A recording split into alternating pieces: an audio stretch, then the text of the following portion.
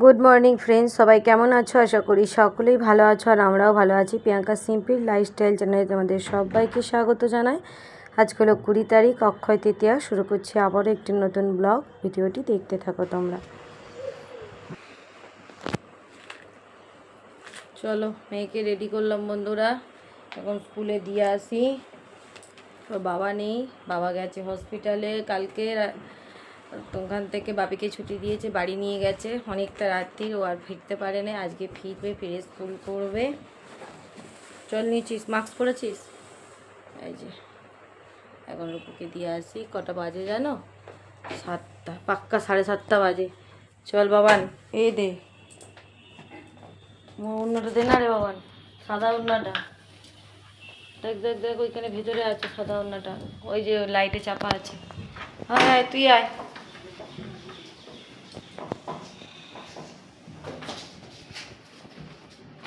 আরে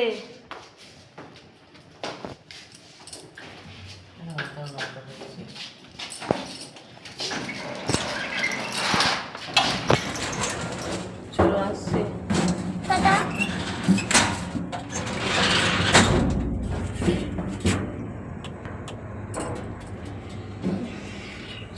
আসছি টোটোই করে। এর আগেও একদিন দিয়ে আসতে হয়েছে টোটোই করে। হসপিটালে যেদিন যেদিন রাত কাটাই আর কি। কালকে আর হসপিটালে রাত কাটাতে হয় না, ডক্টর ছুটি দিয়ে দিয়েছে। বাপিকে নিয়ে বেরিয়ে গেছে ওরা 10:30 11টার সময় মনে হয় গেছে।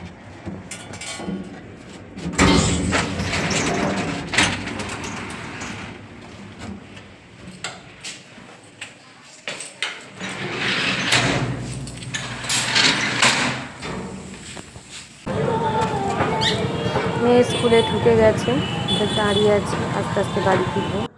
থাকবি বা কেন? শীতকাল হলে তবু ঠিক আছে, তবু শিবরাত্রিটাই প্রবলেম হয় না। হ্যাঁ, গরম থাকে না বলে। কিন্তু এত গরমকালে জল না খেয়ে থাকা যায় নাকি? আর ওই জন্য যে এখন ফুলটা নিয়ে নিলাম, কারণ বর তো আসবে আর একটু পরে। আর তখন যাওয়ার সময় তোদের সময় ক্যামেরা অন করতে পারলাম না, ম্যাম ছিল টোটোতে। ম্যামের সামনে কি ক্যামেরা অন করা যায়? এই জন্য ফুল নিয়ে বাড়ি ফিরছি, গিয়ে এবারে পুজো আচ্ছা হবে। তো স্নান টান সেরে পুজোটা আগে করে নিলাম, ঘরদোর যেমন আর কি কাজ সারি। তো ঠাকুরকে আজকে একটু গোটা ফলই দিয়ে দিলাম, আর কাটার সময় নেই, কারণ ও এসে গেছে এই পুজো করতে করতেই। তারপরে আবার রান্না করতে হবে নিরামিষ আজকে। তো একটু ডাল আর তরকারি অল্প করে করেছি, আর একটু মিষ্টি এনেছিলাম, ঠাকুরকে মিষ্টি দিয়েই পুজো দিয়ে দিলাম। পয়লা বৈশাখেও দিয়েছি, কিন্তু সেইভাবে আর ঠাকুরের সেবা এখন লাগানোর সময় পাচ্ছি না। মানে সংসার সামলে একবার এই দিক একবার ওই দিক, এই করতে করতেই যেন আমার নাজেহাল অবস্থা হয়েছে বন্ধুরা। আর এই জিনিসটা দেখো, অনেক দিন ধরেই তোমাদের দেখাবো দেখাবো করছি, দেখানো হয়ে ওঠে না। বোন পুরী গেছিলো, তা পুরী থেকে আমাকে এই কুনকেটা এনে দিয়েছে, সিঁদুর কৌটোটা। তো সিঁদুর কৌটো তো অনেক আছে, ওই জন্য ভেবেছি এটা ঠাকুরের জন্য করে নেবো, ওই জন্য এটা ঠাকুরের করে নিয়েছি। তারপর দেখো রান্নাটা শেয়ার করা হয় না তোমাদের সঙ্গে। বড়ি আলু সবজি দিয়ে একটা তরকারি করেছিলাম, আর মুগের ডাল আলু ভাজা।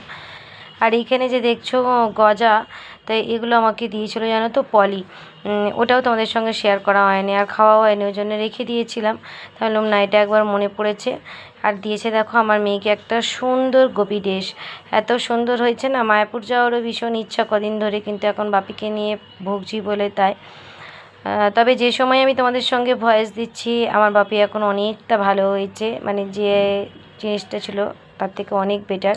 দেখো ড্রেসটা কত সুন্দর, তখন ভিডিওটা লম্বে তুলেছিলাম বলে এরকম দেখাচ্ছে। তারপরে দুপুরের দিকে খাওয়া দাওয়া করে এই সমস্ত সোয়েটার জামা কাপড়গুলো না কেচে শুধু রাখাই হয়েছিল, চেয়ারে অনেক দিন ধরে জড়ো হয়েছিল, এগুলোকে গোছানো হচ্ছিল না। তাই ভাবলাম আজকে এগুলো সব গুছিয়ে যার যার জায়গার জিনিস তার তার জায়গায় তুলে দিই। কেননা এরপরে আর হবে না, সময় হবে না, কখন কি আর, মানে সময়ের কাজ সময় না করলে না, এই যে যেমন এতদিন ধরে পড়েছিল। কারণ বিকেল হয়ে গেল, মেয়েকে নিয়ে এবার পড়াতে যাব।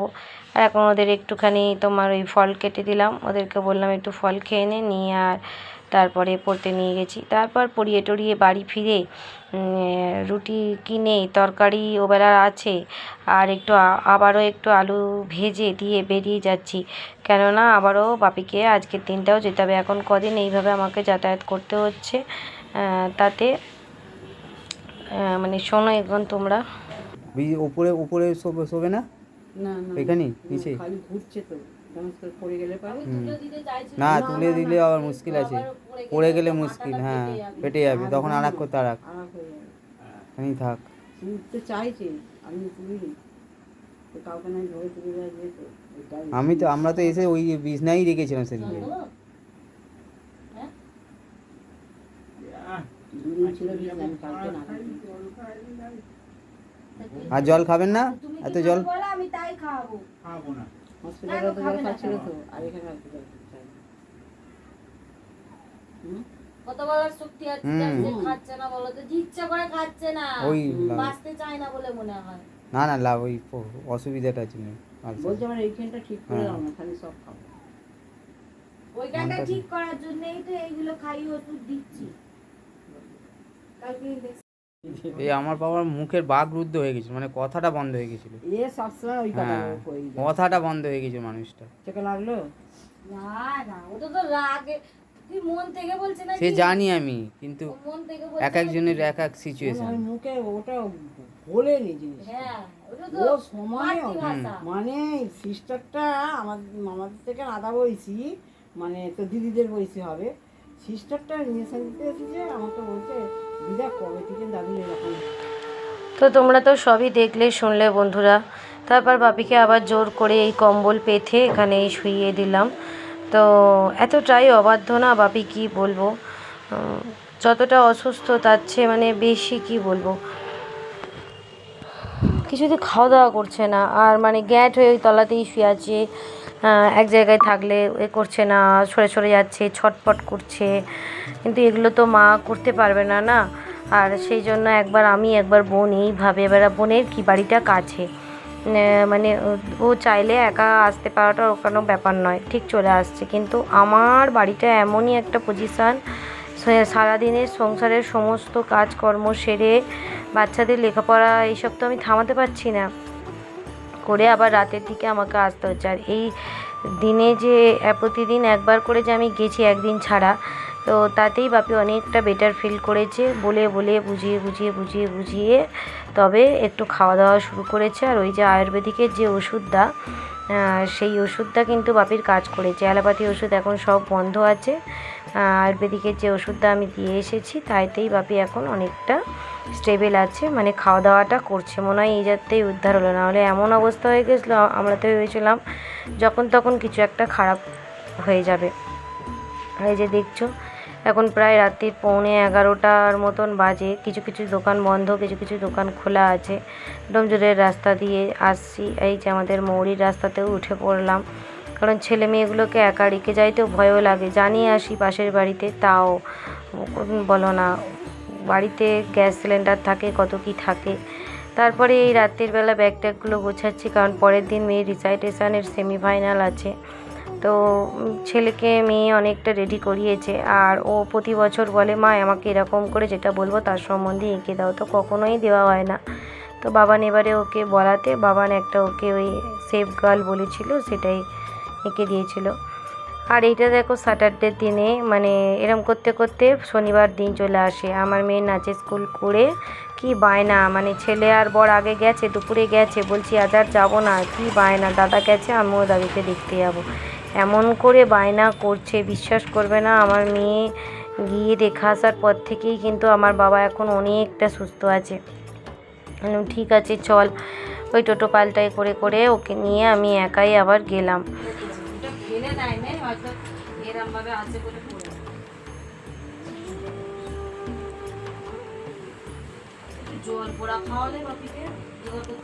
ওটাই আমিও বলছিলাম। তো দেখতেই পাচ্ছ বোন এসেছে, এছাড়াও মামা মাসিরা মাইমারা সবাই, ভাইরা দিদিরা সবাই এসে বাপিকে দেখে দেখে যাচ্ছে। সবাই বলছে একটু খাওয়া দাওয়া করো, খাওয়া দাওয়া করলেই বাপি স্টেবেল হয়ে যাবে। তো বাপিকে একটুখানি জোর করে উঠে চেয়ারে বসালাম, কারণ বারবার হাত দেখিয়ে দেখিয়ে চেয়ারের দিকে দেখাচ্ছিল। আর জামা কাপড় তো গায়ে একদম রাখছে না, সেই লুঙ্গি পরায় বা একটা কাপড় ছেঁড়া জড়িয়ে দিই বা প্যান্ট জড়িয়ে দিই, সেটা কিছুতেই গায়ে রাখবে না। ওই একটা চাদরই খালি আমরা গায়ের ওপর রাখতে পারছি। আর এই কাঁথাগুলো যে পেতে পেতে দিচ্ছি, ছেঁড়া ছেঁড়া কাঁথাই পাচ্ছি, কেননা এগুলো আবার ফেলে দিতে হচ্ছে, যেন তো টয়লেট করে ফেলছে, তো জিনিসগুলো নষ্ট হয়ে যাচ্ছে। কত গোটা গোটা কাঁথা, এই টানা 1 মাসের কাছাকাছি বাপি এই যে অবস্থায় আছে, মানে কত গোটা গোটা কাঁথা মা বাগানে ফেলে দিয়ে আসছে।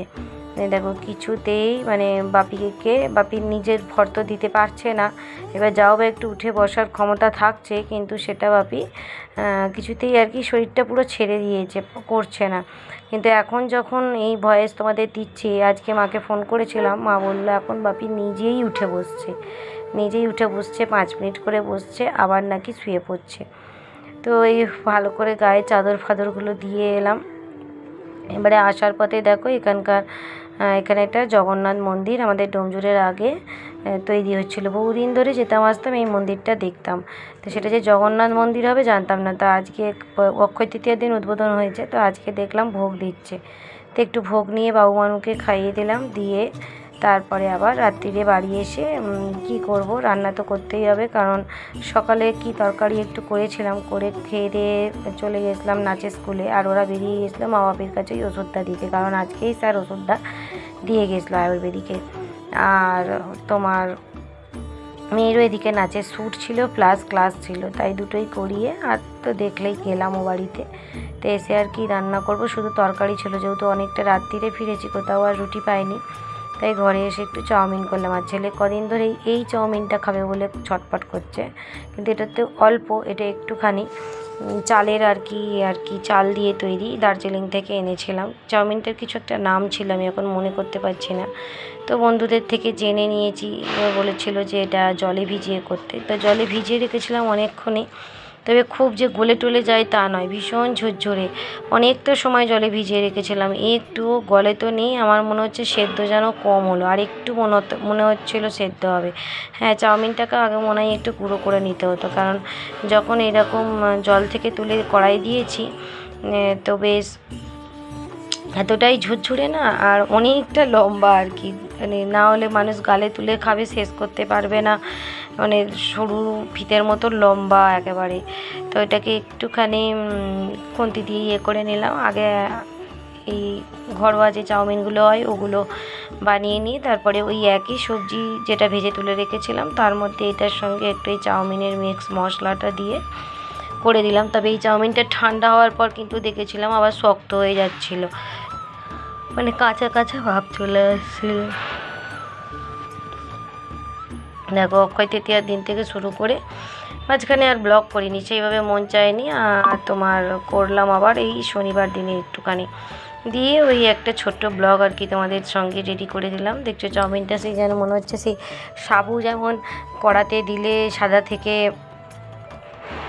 মানে কিনাটা হয়ে যায় না, সেরকম টাইপের লাগলো আমার, মানে যত এটাকে নাড়ছিলাম তত যেন ফুলে ফুলে উঠছিল। তো যাই হোক, বাবা নিয়ে এটা বেশি খেয়েছে, ওর ভালো লেগেছে, আর এদিকে ঝালও লেগে গেছে, লঙ্কা খেয়ে ফেলেছে বেচারা। আর তোমার সারাদিন সেই দুপুরে 2টো ভাত খেয়েছে, আর ওই বাড়ি গিয়ে একটুখানি চা বিস্কুট খেয়েছিল।